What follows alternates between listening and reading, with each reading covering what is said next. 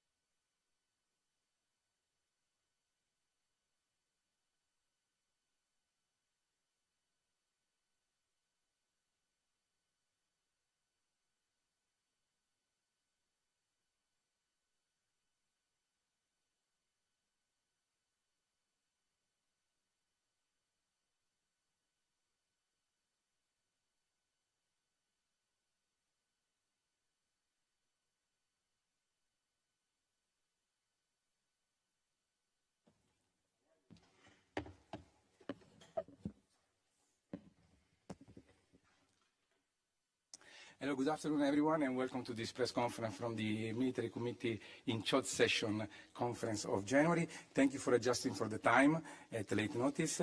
Please put your mobile on silent, and we shall begin by 3 introductory remarks by the CMC, SACEUR, and SACT, and then we'll open the floor for questions. When asking for questions, please, I ask you to state your name, the outlet you are speaking for, and if possible to address one of the authorities if you want to ask specifically ask a question to one of the three. Thank you very much. CMC, Admiral Cavo Dragone, the floor is yours.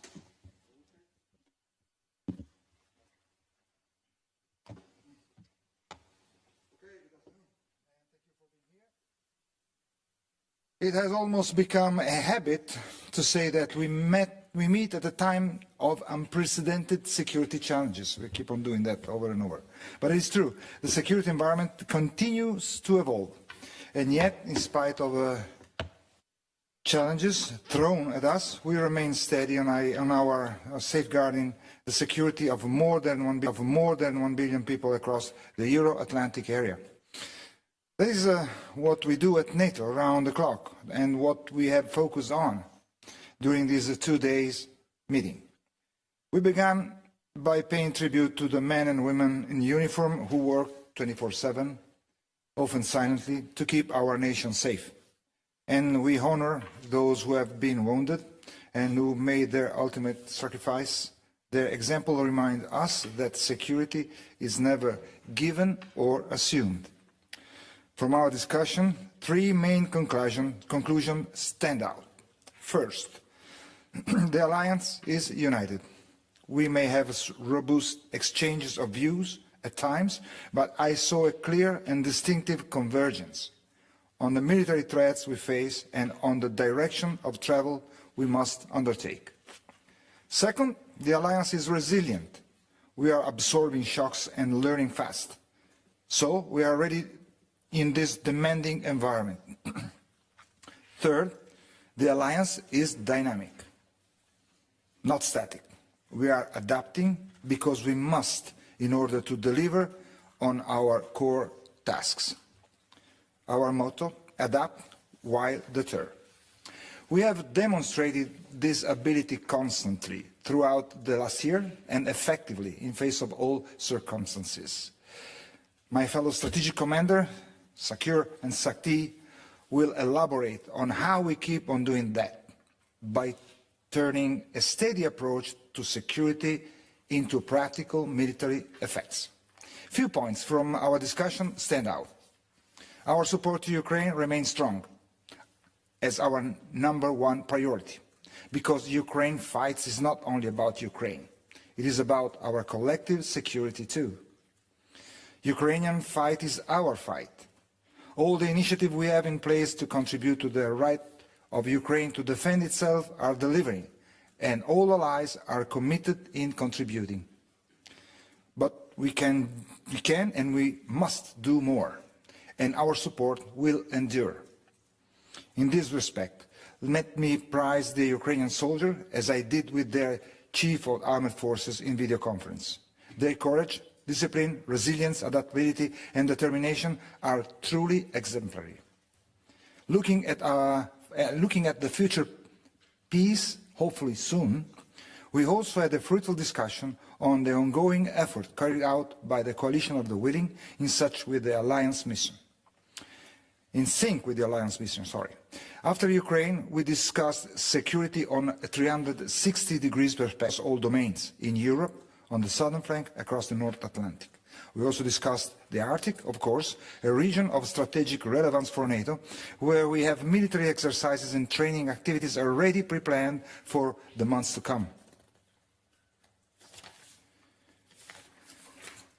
On another topic, we also confirmed that the time to invest smarter and faster in capabilities and new technology is now. Taking stock of the commitments made in The Hague, turning pledges into delivery. And we all agree about the need to convey this sense of urgency to the political authorities and to the defense industry, as our objective is to have an alliance ready to fight tonight. On one final point to note, after a very constructive consultation, we also approved a successful distribution of all command responsibility in the NATO command structure among the 32 allies, a true demonstration of a fair, responsible burden sharing. To conclude, let me highlight how none of this could be achieved by working in isolation. All allies recognize the value of cooperating with our partners across the globe in dealing with security, which is not anymore regional, it is global. Many allies also recognize how our collaboration and complementarity with the European Union remain key, and that a stronger EU means a stronger NATO. Meeting with the Indo-Pacific partners, Australia, New Zealand, Japan and South Korea, and Republic of Korea, as well as with Georgia and Ukraine, have been another great opportunity to further deepen this valuable cooperation, an integral part of our daily work. Without further ado, I hand over to SACEUR first and SACT then, and then to your question. Thank you for your attention. Please, Grynkewich. Thank you, Chair, and good afternoon, everyone. It's great to speak with you today alongside Admiral Cavo, Dragone and Admiral Vandier after our very productive sessions this week.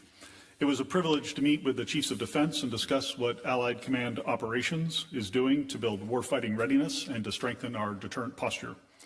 We're achieving this through our forward land forces on the eastern flank, through exercises like Steadfast Dart, which marks the second full deployment of the new Allied Reaction Force, and through enhanced vigilance activities like Baltic Sentry and Eastern Sentry. I recently returned from Romania and before that Slovakia, where I was impressed by the quality and interoperability of our forces. These forces are the foundation of this strong alliance, which continues to gain strength each and every day. Back in early January, I also had the opportunity to visit our two newest allies, Finland and Sweden, where I witnessed how their militaries are uniquely positioned to strengthen NATO's northern flank and Arctic security. And having seen Finnish border guards and Swedish Marines in action, I'll just say that no one should doubt our readiness. Meanwhile, as President Trump and his team continue to work tirelessly toward peace in Ukraine, another topic this week was NATO's vital support through our NATO Security Assistance and Training Ukraine mission, or NSATU. It's clear Ukrainian security is closely linked to European security, and both the Comprehensive Ukraine Requirements List, or the CURL, and the Prioritized Ukraine Requirements List, or the PURL, remain essential to Ukraine's defense. and SACEUR plays a key role in coordinating and delivering assistance through these mechanisms. Finally, if you'll allow, I'd like to take a moment to acknowledge the Deputy Supreme Allied Commander Europe, Royal Navy Admiral Sir Keith Blount. He'll leave us in March, but in the time he's been here, Sir Keith has done a phenomenal job. He's been relentless in his efforts to enhance our deterrence and our collective defense. SHAPE and all of Allied Command operations will miss his steady hand and his quintessentially British sense of humor. I also want to thank him for his leadership and his friendship and wish him all the best in retirement. Thankfully, we are incredibly fortunate to have Air Chief Marshal Sir Johnny Stringer selected to take over the role when Sir Keith departs in March. Johnny brings a wealth of experience and credibility to the role, having most recently served as a Deputy Commander of Allied Air Command. I look forward to continuing to focus on warfighting readiness and strengthening our deterrence as Johnny steps into this essential role. Thanks again, and I look forward to your questions, and I'll turn it over to Pierre. Thank you, Grinch. Thank you, Pino. Good afternoon, everyone. As ACT, my focus today is accelerating NATO's transformation, turning speed into operational advantage. Because war is changing fast, the world is changing fast, and today's speed decides the outcome. Time is the currency of conflict, more than money. Do we have time? AI, drones, robots, and digital tech are shrinking decision cycles and raising the tempo of operations. We are past debating what we must change. The question now is how fast we deliver at scale. If not now, when? If not us, who? That's why we are here, to keep NATO ready for today's fight while preparing for tomorrow by focusing on what works now. At ACT, our job is clear: move the alliance from thought to action, be ready to win next wars, the best way to deter our adversaries and keeping our 1 billion plus citizens safe. We turn battlefield lessons, science and operational reality into tools and in training and make them more relevant for all allies. The 3.5 defense pledge gives us a real momentum for midterm capabilities. But ICT is also driving change now through concrete projects that speed up tech adoption, as we did last year on Task Force 6. And we build forces that are more agile, more tough, and more lethal. We focus today on 3 priorities. First, we need mass and autonomy. Modern war demands scale and tempo. In the Allies rearmament effort, we are working to include new tools and new technologies that will increase both resilience and lethality. Robotics, IT, and space are extraordinary accelerators of military power. They have been at the roots of Ukraine's sustainability to resist Russian aggression. We are working to incorporate these technologies across every aspect of our forces. Second, we need a modern cloud-enabled command and control. Modern warfare is a war of tempo. Time is the commodity. We need to decide faster, to synchronize better, and to act first. This requires secure data, robust links, and digital backbone that can connect allies' forces at speed. Advanced modeling shows that modern multi-domain C2 delivers a clear, measurable edge. Third, we need training and readiness. This year, together with ACO, we launched audacious training, a renewed way to train our forces, leveraging the latest technologies while preparing our forces to constantly adapt in a volatile environment. Through audacious training, we ensure NATO forces can deploy, link up and operate together at scale against any adversary. This is how we keep NATO strong, adapt faster, train harder, stay ahead. I thank you and wait for your questions. Okay. Thank you. Please. Thank you. James Mace from ITV News in London. Admiral or SACEUR, whoever's best qualified to answer this, could you give us any more details on the deal that was agreed between the Secretary-General and President Trump last night? Specifically, does this deal grant the United States sovereign bases in Greenland? And if so, has the Danish government signed off on that? Go? Yeah. Okay. Well, we're at the very early stage. Of course, we know that there has been set a framework. Framework among, Greenland, Denmark, and US, but we are still waiting for direction. And then from then on, we will start doing our business, which is the military planning and whatever it is necessary to fulfill and to honor the guidance we still have to receive. We're just kind of, immature. No, nothing yet. I mean, we are just knowing that there is a framework, and we will work on that as soon as they give us, all the frame. Yes, the gentleman, please. Thank you. Dan Michaels with the Wall Street Journal. For all of you, I'm curious, you're trying to plan for more unified NATO for the future, but we've just been through a week that essentially pitted allies against allies, with even discussion of one ally using military force against one or more others. How difficult does this make your work, and how do you manage to get on with what you're doing when there are distractions like this that potentially put your forces in conflict with each other? Thank you. Thanks for the question. I guess I would characterize our session this week as entirely focused on what military leaders are supposed to be focused on, which is ensuring the defense and deterrence of the Euro-Atlantic area. And we're united in that. We remain strong in that. We of course, are aware of the political discussions that are going on, but there was never a military dimension to those discussions that made its way down to us. So we remain strong, we remain united, and we remain ready.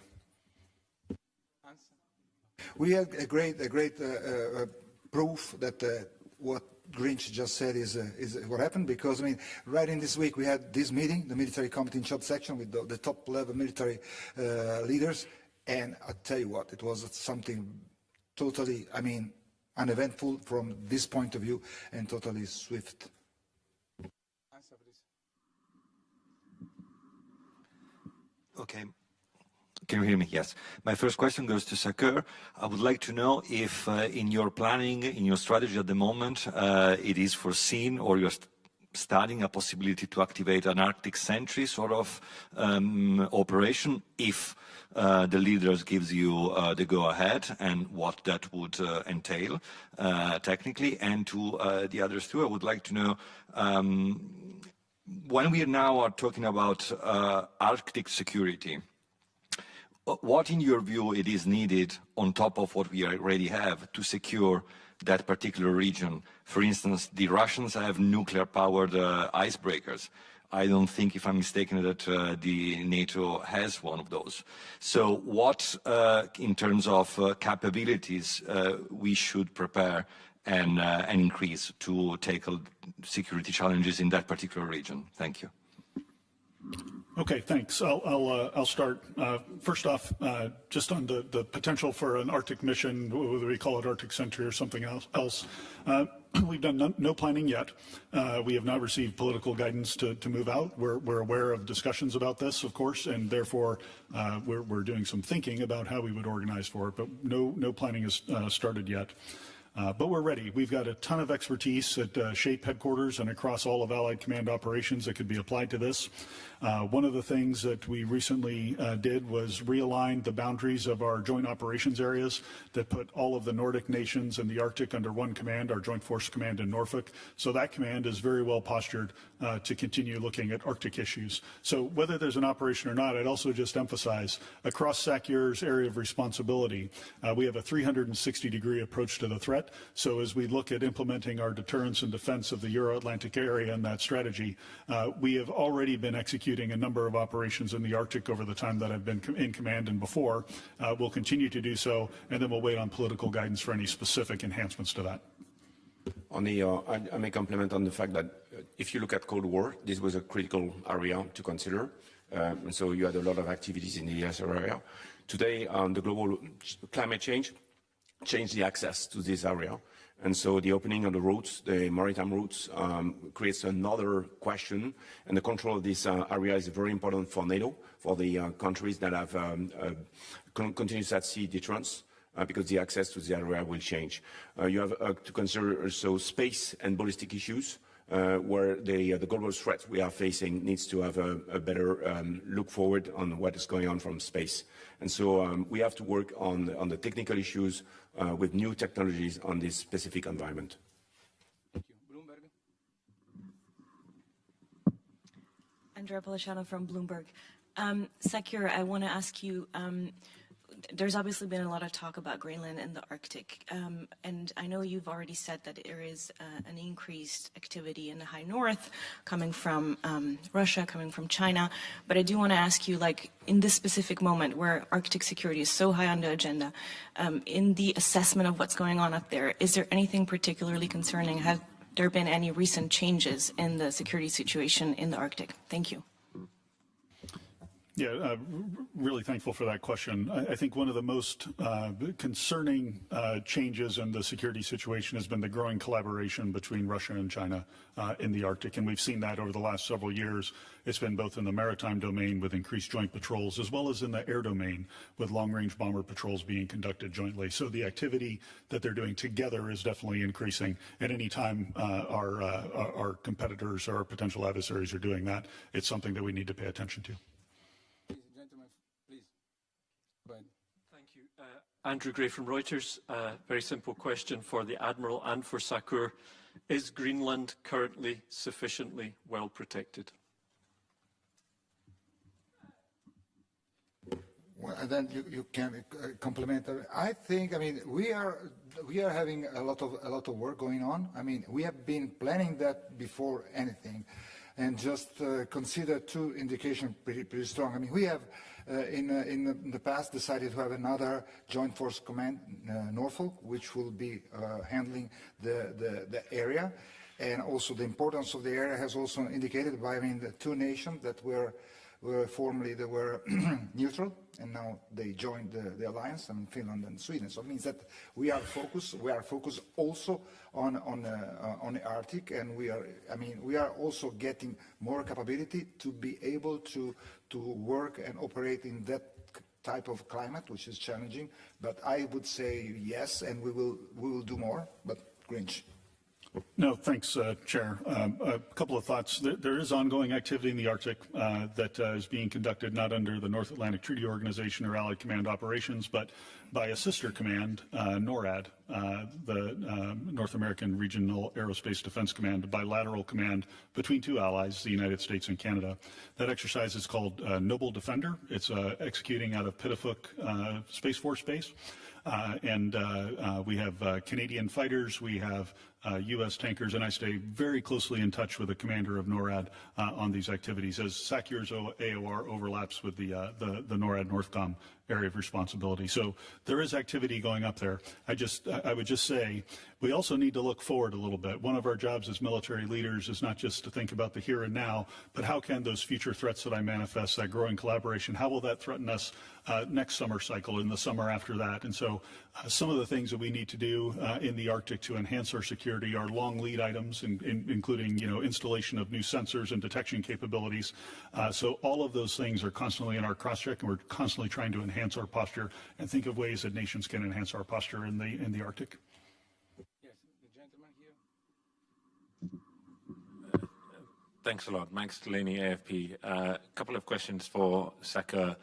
You say that you're not yet planning for any mission in the Arctic. Are you planning any exercises on Greenland in the near future after the discussions around Greenland? And then secondly, you have Eastern Sentry, you have Baltic Sentry, now potentially Arctic Sentry. All the focus in recent days has been on the Arctic. Do you feel that NATO risks being stretched too thinly, and that you risk losing focus on the main threat from the East?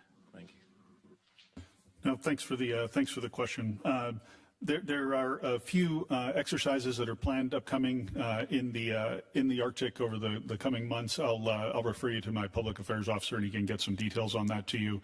But none on Greenland itself. As I mentioned, NORAD is executing some of those exercises in close coordination with us, but none on Greenland. As far as if we are tasked to do some other vigilance activity, the alliance has plenty of capacity here to meet all the requirements, and you know, leveraging the North American side of the Atlantic, the Transatlantic Alliance, to provide some of those capabilities, especially in the maritime and air domain. There's a lot of synergy with how we can do this based on the geography. Romanian public television. My question is for SACEUR. What key courses of action does the alliance intended to pursue this year to ensure the protection and strengthening of NATO's strategic interests in the Black Sea region? No, thanks. I was just in Romania over the last few, the early time of this week, and I guess a couple of things. We're doing a lot there right now in the Black Sea region. We have 2 forward land forces in Bulgaria, led by the Italians, in Romania, led by the French. And I was able to visit the French forward land forces. And maybe I'll just tell you a quick story. I think this is the heart of transatlantic solidarity. You had an American SACEUR go to visit our multinational Corps Southeast, commanded by a 3-star Romanian officer who had a Canadian sergeant major by his side. And then the 3 of us went out into the field to visit the colonel, the French colonel, the commander of the 501st Regiment, who formed the core of that forward land force. But it wasn't just French soldiers that were there. There were soldiers from Luxembourg, from Belgium, and from Spain. They were all part of that forward land force. And they told me about how they were coordinating with the Italian forward land force in Bulgaria to think about how they would coordinate their maneuvers under the multinational corps and multinational division that we have there. So you see all the nations that are involved in transatlantic security and the Black Sea region security in kind of one vignette, if you will. Of course, the land forces aren't the only domain that we're concerned about. Eastern Sentry is a big part of what we're looking at. There's and that goes for counter-UAS capability and enhancing our counter-UAS detection and engagement capabilities. We've been working with Landcom and with SACT on options to take the lessons of Ukraine and reinforce Eastern Sentry with some of those capabilities. And of course, we're building a very flexible way to move larger missile defense capabilities and fighter capabilities to the point of need. So I think there's going to be a lot of activity in the Black Sea region. I'm extremely excited about it, having been there, and I hope to go back in summer because it was pretty cold. Terry, please. Thank you, Terry Schultz with DW over here. Thank you. To the General and the Admiral, first, a sort of technical question. SACEUR, are there any security gaps that could be improved if, for example, the United States had actual ownership of the land on which its hypothetical bases were sitting? I know that there's not a lot of precedent for that, but it's a question that's coming up. And then to you and the Admiral, of course, you're reassuring everyone that Greenland is not in any immediate danger, but you have the Prime Minister of Greenland warning his citizens to prepare for an invasion. With any sort of 360-degree security, of course, what citizens feel is also part of your responsibility. So what would you tell the Greenlandic citizens who very much fear the current situation and not from Russia or China? Thank you.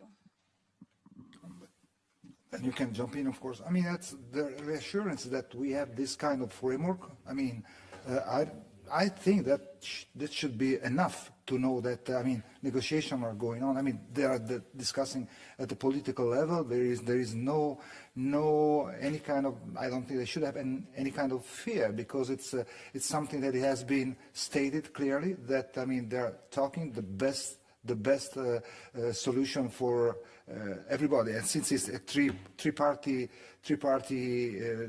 discussion, negotiation with Greenland, I mean, they are represented. So I think I'm pretty confident there should be no fear from my point of view, of just trying to put myself in their shoes. Yeah, I think I would say to the citizens of the 1 billion citizens across the alliance, including those in Greenland, that our collective commitment to Article 5 remains ironclad. Thank you. The lady in the center, please.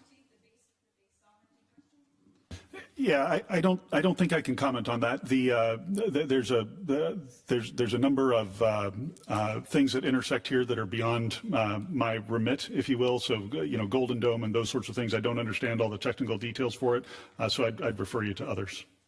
Yes, the lady in the center, please.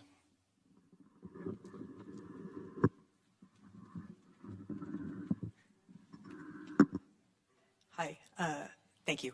Laura Jakes with the New York Times. Also for the General and Admiral Dragone, please. As initial details of the Secretary General's conceptual framework for securing the Arctic, including Greenland, are being discussed both here in capitals and also in NATO headquarters, to what extent did the Chads this week and their missions voice support for it? Thank you. Yeah, I'll just say we had no discussion about that security framework. We found out about it when everyone else did when it hit the news yesterday. So there was, even though it's been reported elsewhere that we had some military discussion, that is not correct.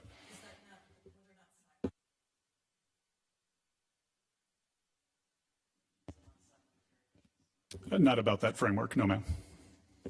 Question from the reporter, then, please.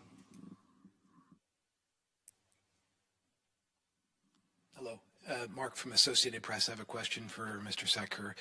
Since the alliance has changed with the addition of Sweden and Finland, can you talk about what capabilities the alliance has and what members are best suited to actually do military warfare in the high north, where it's very cold, their conditions are very challenging? What type of resources do you have? Do you have enough icebreakers to, make it through the high north? What allies are best suited to do warfare there?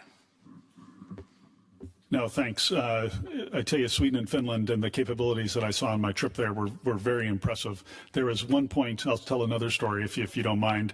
We were getting a demonstration in the archipelago of some of the Swedish Marines' capabilities, and there was a Swedish Marine lieutenant colonel who was describing a scene in the background where they had a couple of vessels coming ashore with Marines that were assaulting the island that we were on as a demonstration of their capabilities.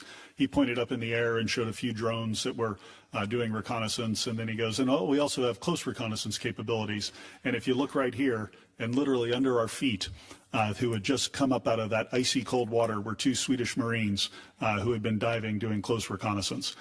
So, I mean, what a demonstration of capability up in the Arctic. So clearly the Swedes, the Finns, all the Nordic countries, Norway, Denmark have tremendous capabilities that they bring to bear every single day up there.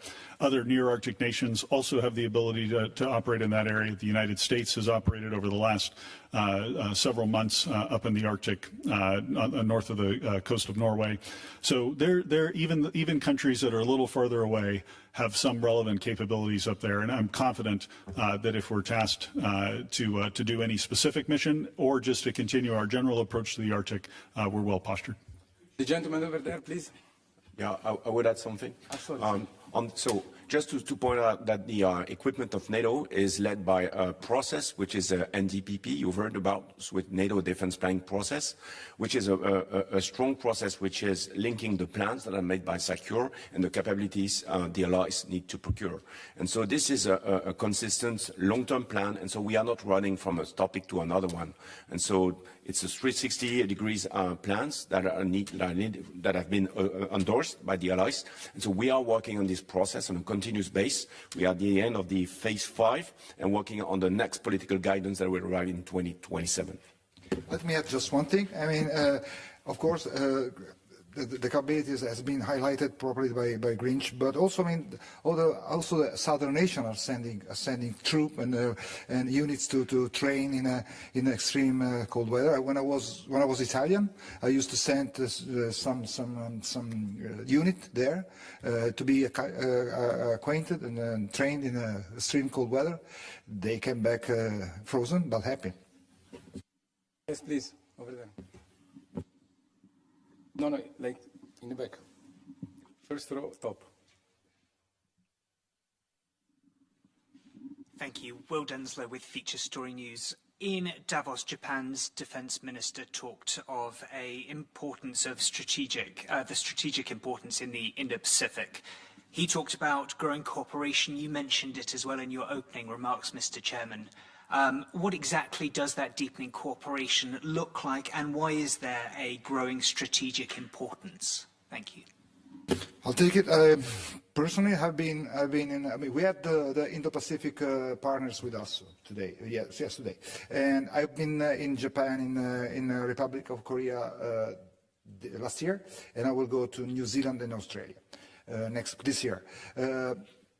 The basic thing is that, I mean, security is not anymore regional, it's global, and whatever is happening there has some effect here and vice versa. Just think about 12,000 North Korean fighting in Europe. That's just one idea.